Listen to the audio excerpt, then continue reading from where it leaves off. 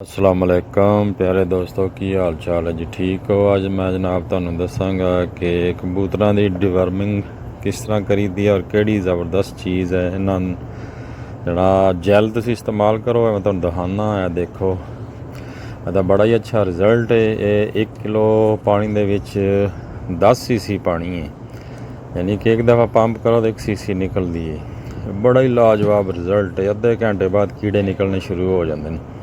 अखरोट के बराबर गुड़ भी सुट्टो घोल के जनाब 1 किलो पानी 10 सीसी पा के तो फी कबूतर में 10-10 सीसी दो। फिर देखो इसका रिजल्ट है, देखो किस तरह कीड़े निकले गुच्छे बने। बड़ा ही लाजवाब रिजल्ट है रिजल्ट है इसका जैल का। पाकिस्तानों आम मिल जाती है जनाब 8-10 हज़ार की। ਤੇ ਦੇਖੋ ਕਬੂਤਰਾਂ ਦੇ ਕਿਸ ਤਰ੍ਹਾਂ ਕੀੜੇ ਨਿਕਲੇ। ਇਹ ਪੁਰਾਣੀ ਵੀਡੀਓ ਮੇਰੇ ਕੋਲ ਪਈ ਸੀ ਤੇ ਮੈਂ ਜਨਾਬ ਕੁਝ ਦੋਸਤਾਂ ਦੀ ਫਰਮਾਇਸ਼ 'ਤੇ ਸ਼ੇਅਰ ਕਰ ਰਿਹਾ। ਪਿਛਲੇ ਸਾਲ ਦਿੱਤੀ ਸੀ ਅਸੀਂ। ਇਹ ਦੇਖੋ ਜੀ ਮਾਸ਼ਾਅੱਲਾ ਬਹੁਤ ਜ਼ਬਰਦਸਤ ਰਿਜ਼ਲਟ ਹੈ ਇਹਦਾ।